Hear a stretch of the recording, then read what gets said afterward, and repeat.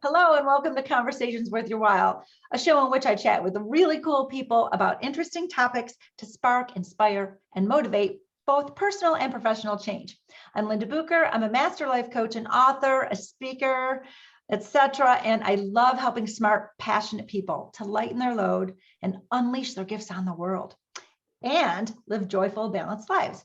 And today I have the pleasure of being joined by Kathy Goughenour of Virtual Training Experts. And today our topic is how to generate more time and more profit through outsourcing. And this conversation is worth your while if you'd love to free up your time and make more money. So maybe you're curious or maybe you're nervous or both about outsourcing, but we are going to cover a couple of really great things with you today.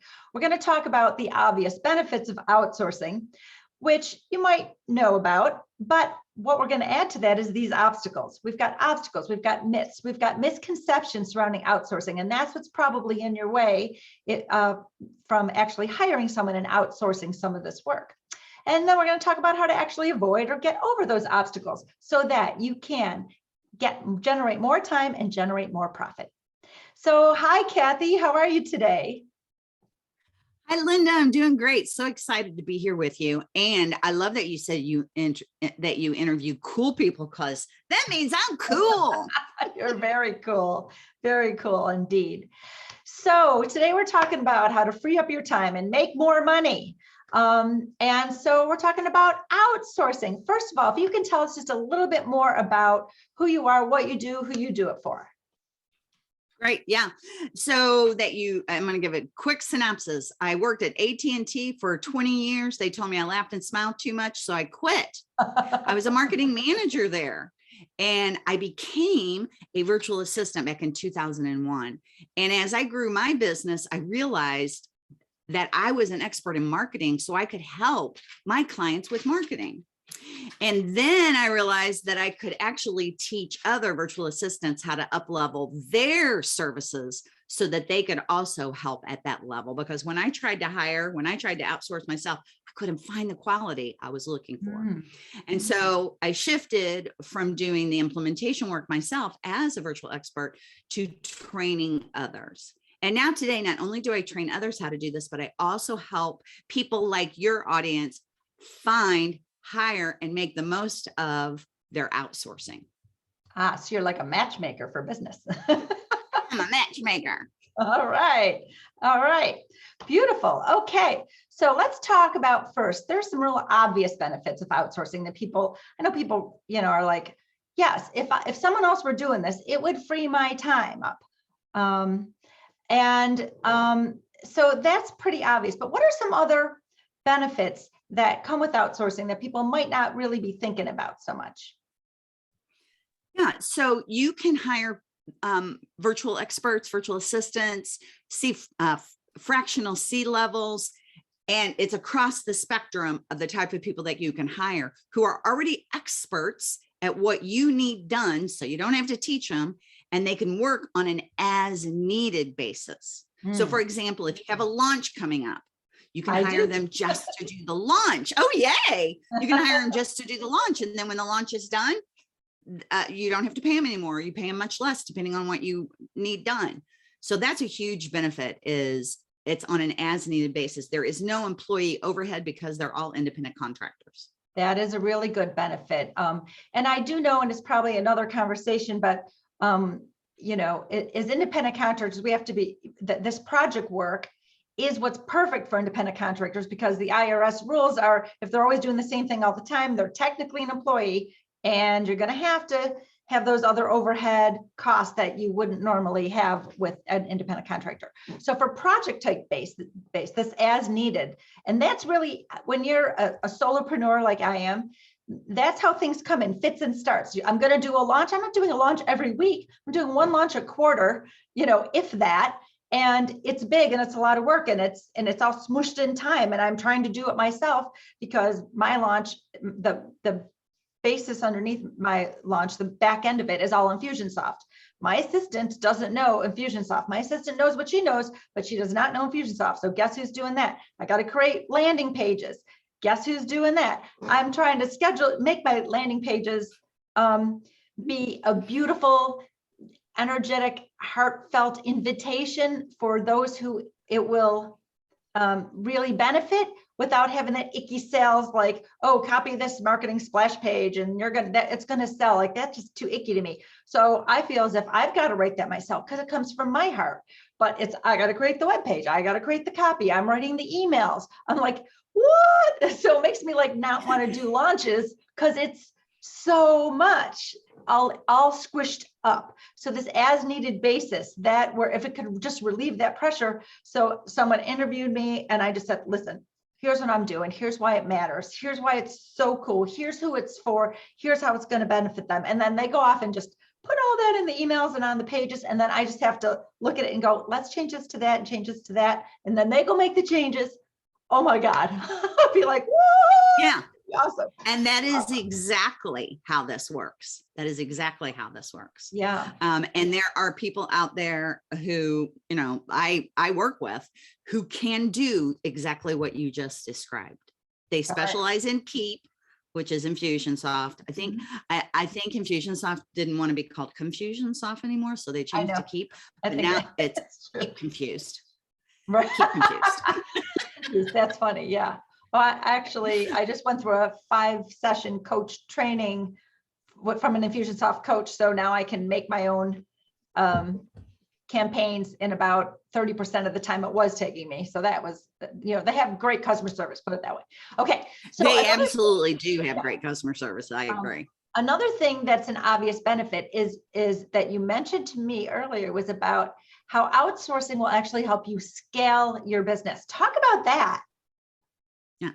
So as you and I were talking, a lot of people tell you, and they also tell me, I want to clone myself. Oh, yeah. Right. So when you work with an independent contractor, you're essentially cloning parts of yourself, right? Not your entire self, because you want to find people who are experts, just like you said, at what you need. Are they an expert at Keep? Are they an expert at writing in your voice? Are they an expert at crafting beautiful imagery to put on your website? And sometimes you are lucky and can find one person that can do all 3 of those things. And sometimes you can't. You need 3 different people. And you might be like, oh my gosh, that's going to be so expensive, 3 people. No, because they're all independent contractors. They will all give you a project price for exactly what you need, and you'll just pay for that. Right. I love that. And so that kind of brings us to these obstacles and the myths and misconceptions that surround outsourcing. And so you kind of, you know, one of the things, the first thing that comes to my mind is, well, nobody's going to do it as well as I can, which is absolutely not true. And I think what's under that is people think of virtual assistant. So they're thinking, you know, admin stuff, like, yes, maybe someone who can like book my calendar and some things like that, but I need Infusionsoft help, or I need graphics help. So we're thinking, it's someone who's can only be an assistant, not really an expert. People forget about that. And B, we're thinking that we got to just find one person who can do it all, because we're the one person doing it all right now. And that's certainly not either. Right. Yeah. Yeah. So I 100% hear what you're saying a lot from, and in fact, even though I'm in this industry, I had those limiting beliefs also, that only I could do it. And the reality, Linda, is that there are lots of other people out there who can not only do what you do as well as you do, but often better than you do. So I remember seeing the Canva images that I created and the PowerPoint Canva that I created like 4 years ago before I hired my first graphic designer. And now I see his, and it's like, I thought I was doing good in Canva until I saw his, and oh my gosh, it's like night and day difference, right? Right, exactly. Yeah. And so it really also dispels the myth about, you know, we say, oh, it's going to take me longer to train someone than just do it myself. And if it's an expert, probably it's not going to take you longer to train them. They're probably going to tell you, well, I can probably do that a little better. Just tell me what you want and I'll create it. And also we think though that, but it's going to take my time to manage them. But that's certainly got to be a lot less time than it takes me to do it myself. Right. Yeah. So a couple of things: when you hire somebody who is truly an expert at what they do, they not only and here's what I call it. I call it, don't give me homework. If I'm going to hire somebody, I don't want you giving me homework. Yes. I want you to be able to, yeah. Exactly. So yeah. So the people that I train, I teach them how to write contracts so that when they talk with you, they can put together a proposal, they can put together a contract. You don't have to do any of that work. They do it. They give it to you and you review it and you edit it if needed. Then they onboard you. So they have onboarding procedures to make everything super easy so that they gather all the information they need to complete their project in a very easy, limited time frame. It doesn't take a lot of your time. And then they have it. So they don't ever come back and ask you again, what was that brand color? They know it, right? And then you together set deadlines for what you need done.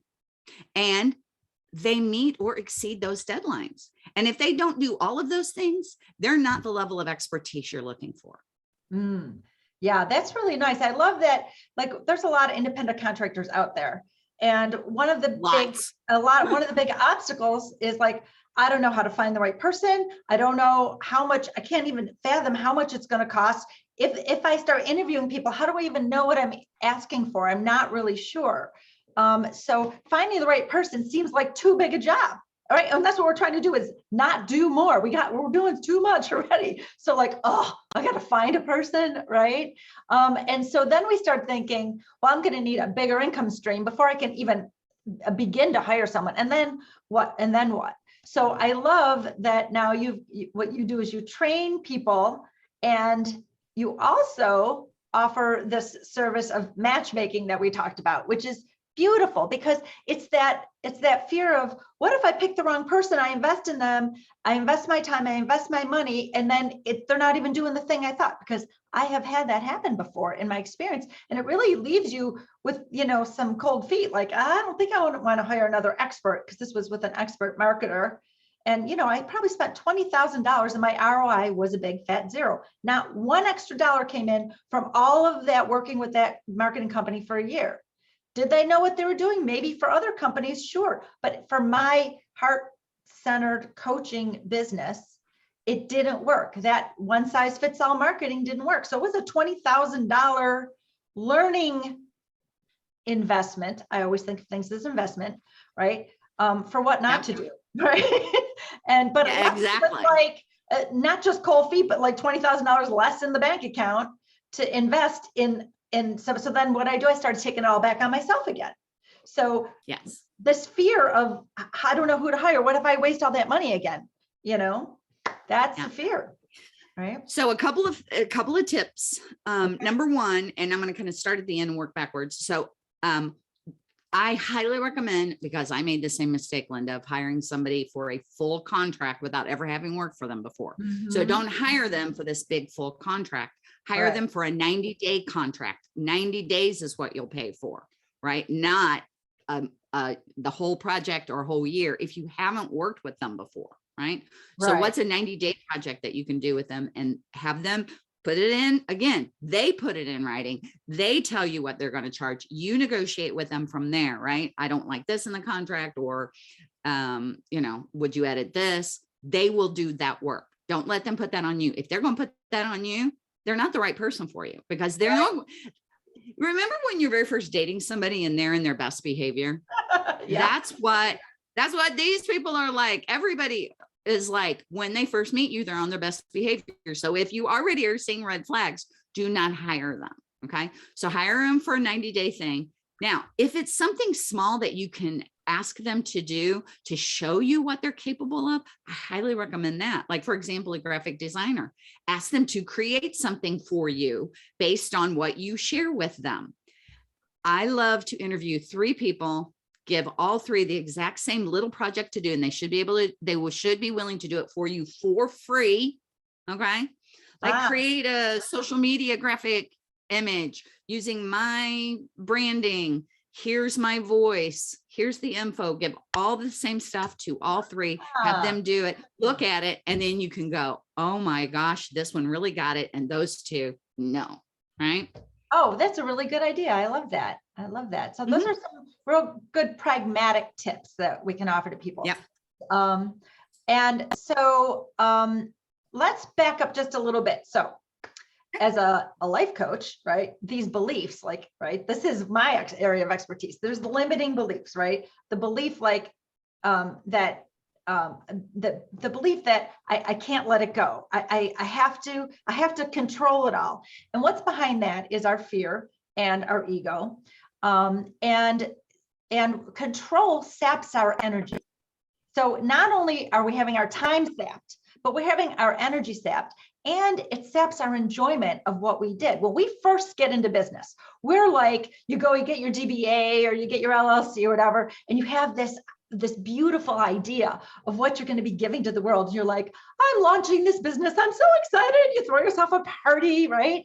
And then as you go and you're working and you're doing it all yourself, some of it becomes drudgery and some of it becomes resistance. You don't even do it. Like I was just like, not even on social media because personally, I don't care about social media. Like if I didn't have a business, I wouldn't have a Facebook account, like, because I really don't care what other people are eating for dinner. Seriously. And I'm an in-person person, right? So without a business, I wouldn't do all that. And so I was overwhelmed and I didn't want to do it. I didn't know how to do it. It felt phony. It felt yucky to get on there and talk about my business. So we have resistance. And that comes from these same fears. What if I do it wrong? Whatever. And we're trying to control things, so that happens with a lot of people. And it happened with me too, but as a coach, I know how to move through these limiting beliefs. I know how to get through. I know how to recognize that's just fear in disguise, and to move through and find the subconscious thoughts that are there. Because we talked a lot about what we know consciously, these conscious objections that we have. These are things that are right here. But underneath that, there's things like the fear of failure and the fear of success. What if it takes this to do it? And I've raised the bar there. Can I sustain that level? Do I even want to sustain that level? Right. So we have those are limiting beliefs that it's going to take a lot and it's going to keep taking a lot to get to this level of success. And because we have these fears of, and what if it doesn't work? What if the money doesn't come in to be able to sustain, right? So these fears of success, the fears of the ability to sustain, the fears of, do I even have what it takes? And because there's little voices in our head from all the people who criticized us in our past. So there's a lot of beliefs that are underneath those obvious obstacles that we have to hiring and outsourcing our work. So there's some mindset shifts that we need to do. That's what we do when we find these beliefs. We question them. We say, wait a minute, is this really what is truth? And usually it's not truth. So mindset shifts, like, first of all, it's not a cost. It's an investment, right? It's an investment in your business. It's an investment in your future. It helps you to shift your mindset. That you can think of it like this. There are things that only I can do, right? Only I can coach my clients. And I'm more expensive. My time is more expensive than a virtual assistant or a virtual expert, okay? So when I outsource what I don't want to do, what I have resistance to doing, what I'm not an expert at, what I still would need to grow and learn for a year before I got good at it. Not only does that free up my time, but it frees up my energy so I can enjoy, once again, what I love to do. So this is why I have been outsourcing, and I will continue to do it more.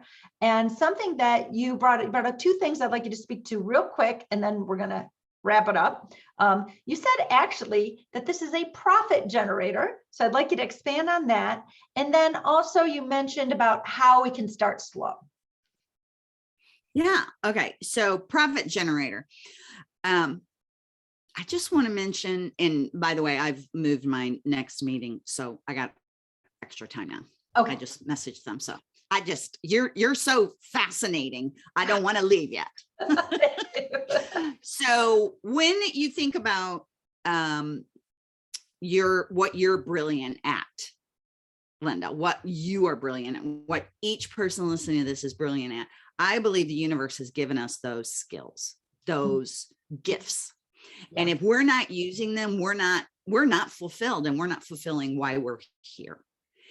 And I know for sure that my skill that I've been given is not to do techie stuff. That is not my skill, right? My skill is to help others believe in themselves and have the confidence to grow their businesses. So think about what your skill is and focus on that.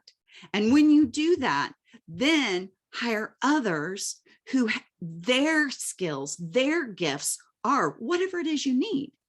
Because I will tell you, there are people out there whose gift is to help you be incredibly organized, to help you keep together, to help you write beautiful copy. And the way it becomes a profit generator is that, number one, you mentioned you make more than what you're going to pay the virtual expert. So for example, if you're earning $200 an hour and you pay, well, for me, I did a time audit and I discovered that I was spending 10 hours a week. And by the way, that's the average. If you Google this, what's the average time people spend on their email and calendar? It's 10 hours or more a week. And I couldn't believe it until I actually proved it to myself. So at $200 an hour, 10 hours a week, that's $2,000 a week. Times 4, I always do things in months, right? 4 times 2 is 8. That's $8,000 a month in profit that you are losing. And let's say you use half of that extra time to relax and half of it to work. That's 4,000 extra dollars you're making. So if you paid somebody even $1,000 a month, which is, that's going to be somebody really, really good at this, to do that for you, you have just generated more profit for yourself. And that's just one tiny example. Yeah, that's very true. Thank you. Thanks. So, starting slow. So I've had a virtual assistant, gosh, for 13 years since I started this business. Basically, I recognized right away, there are things that only I can do, and there are things that someone else could do. And so I've always had a virtual assistant pretty much consistently for 13 years. But and then I had an intern who did a lot of good techie stuff for me, but he was so temporary, he couldn't stay very long. Plus my job was to teach him, because that's the only way we can get credit, college credit as an intern, is I had to teach him. So I knew, I have a background in systems. I was a programmer. I was an IT project manager. I have a, wow. Yeah. Holy crap. I'm a techie. Beautiful, brilliant, and techie. You're my new favorite person, Kathy. Okay, thank you. So anyway, and he worked out beautifully, but when a semester ended, he ended. So we didn't get to finish the project at the time I wanted to finish the project. But I recognized that, first of all, for a 21-year-old, I'm sorry, I want to say kid, but that's not true. But, young man, he was sharp. And it was kind of like hiring my clone, because I remember when I got out of college, that's how sharp I was. He anything I taught him, he got the concept. He knew how to test. He knew how to do all this stuff. And it really opened my eyes to I don't need somebody who's been doing this for 45 years to, there are people who get it, who are brilliant and bright and sharp, and there are other ways to bring in some help. Now, the only thing with bringing another intern in is you've got to know 4 months in advance. So because they're trying to find their internships for next semester. I don't know what I'm doing 4 months from now. So it's not always not always working really well. But the fact is, he was like a little mini clone of me and my 21-year-old self. So there are people out there like that. And it's beautiful. And so you brought up, to me, you can start small. So Linda, you've had this assistant, you've got an assistant, right? But now who I have is I have someone who I actually want to be my virtual COO, right? I want her to be the chief operation officer and manage a team. So team building. And also that part-time virtual COO is also what people don't recognize is something you can outsource. You don't have to have a full-time employee, right? That's exactly right. And in fact, they've come up with a term for it. You know how people are, they always come up with a fancy term for it. And it's called a fractional C level. So, fractional means a quarter of the time they spend with you, or, an eighth of the time they spend with you, and the rest of the time they spend with all the other clients. So they're an independent contractor, which means, like most of us who are solopreneurs, we don't need a full-time COO or CFO or CMO. So hire a fractional one if you need somebody at that level, but that is not going to be your first hire. If you have never hired anybody before to help you, please don't start with a C level. Start with what you really need. Now, a lot of you are going to go, I don't know what I really need.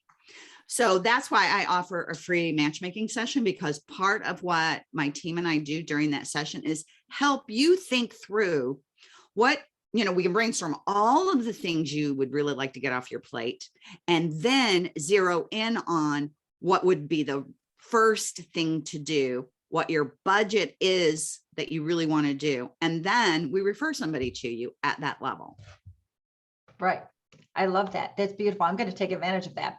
So I mean, you can literally start as low as $250 a month. Right. If you want an admin to do 10 hours worth of work a month for you.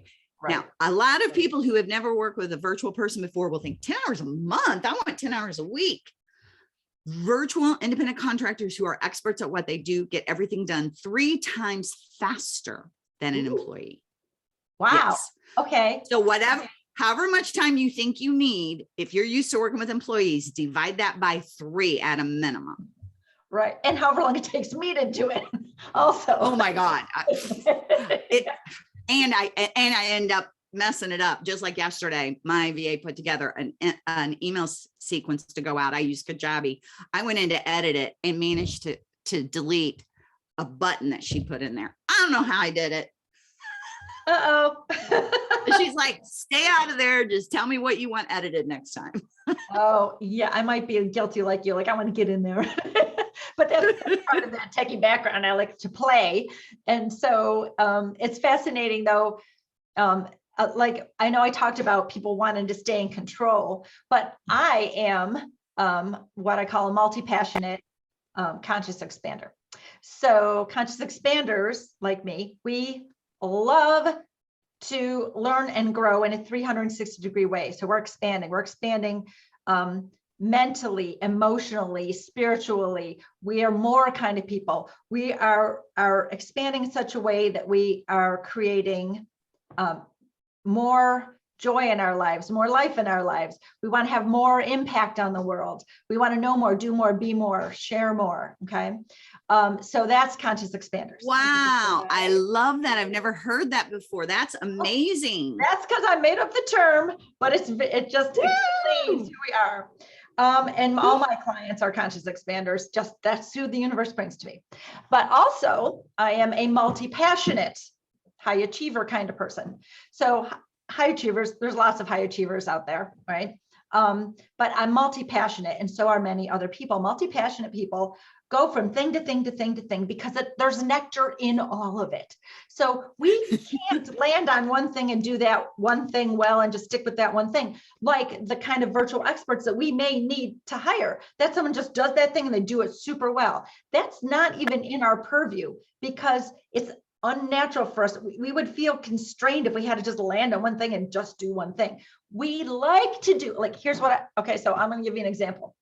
So as a coach, yes, I am a master certified life coach, and I coach people through limiting beliefs, and I help them to get out of their own way so they can give their gifts to the world, right? So yes, I love to do that. But I also just finished ghostwriting a book for somebody. I also did the cover design and her bookmark and her business card and made her a website to go with it all because she's so non-techy, like opening emails is the only thing that she can do. But she's had beautiful life experiences. So I did that for her. I did an IT project for someone, for a not-for-profit, where I shopped all the systems that they could have used and found the one that would match, and then I implemented it. So I do all of that. And then I like to have my fingers and toes in Infusionsoft because I like to test my programming prowess. Oh yeah, I still got it back from the 1980s when I was a COBOL programmer. Right. So like there's this multi-passion. It's like, we don't want to give things up, right?